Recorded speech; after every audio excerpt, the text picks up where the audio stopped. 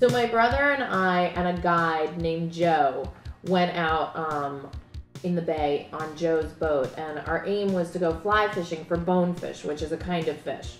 So it was like 8 o'clock in the morning, and we just kind of stopped in this one area on our way to where we were going to go bone fishing. And Joe was like, this is where a lot of permit fish are. I had never even heard of it, but that's a kind of fish. And it only lives in the Miami Bay and in the waters around Australia. Whoa. So it's I know, it's a bad name for a fish that barely exists.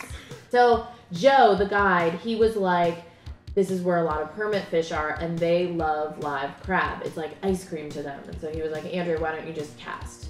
And I was like, all right, so I just took a blind cast. It was the first cast of the day. There was a live crab at the end of my hook, and then all of a sudden, it took off. So I definitely caught a fish, and that was exciting, right away. A lot of times you'll spend all day out in the water and maybe catch one fish or not even catch a fish. So this was like very exciting. But the line was just going out and out and out and out and out. And my brother and this guide, Joe, were like, wow, what kind of, this is crazy. Like, it's taking the line so far. So then I was reeling it in, kind of fighting this fish. And then they saw it, and they were like, oh my God. And I was kind of like, whoa, what's the big deal, you guys? And they were like, it's a permit fish. And I was like, what's that? And they were like, it's a kind of fish that lives here and in Australia only. And I was like, oh, great. And they were like, but that's the biggest permit fish we've ever seen. And I had no idea because I had never even seen it or heard of it.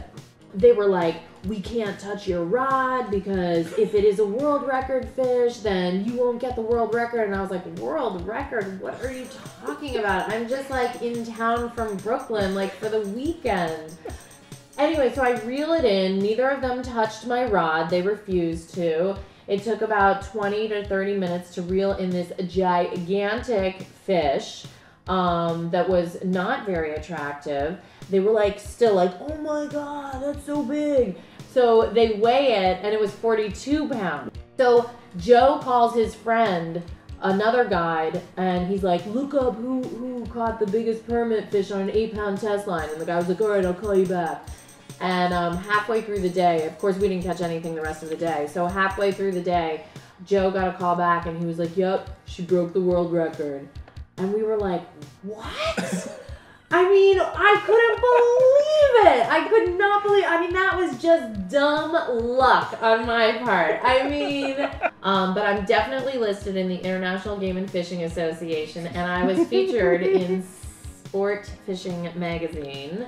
But my brother and I, when we were leaving the day of fishing, we were driving back to his house. We called my dad on speakerphone from my brother's car, and we were like, my brother was like, Dad, we have the best news about Andrea. And my dad was like, she's getting married. And my brother was like, no, better. And my dad was like, she's having a baby. And my brother was like, no, better. And my dad was like, what? And then my brother goes, she broke a world record in fishing. And my dad was like, oh my God, that is better than any of those things. And it really was the best thing that I've ever accomplished in my life. And I know for a fact that if I ever get engaged, married, or have a baby, my father will not be half as excited as he was when I caught that world record permit fish. Unless it's a world record baby.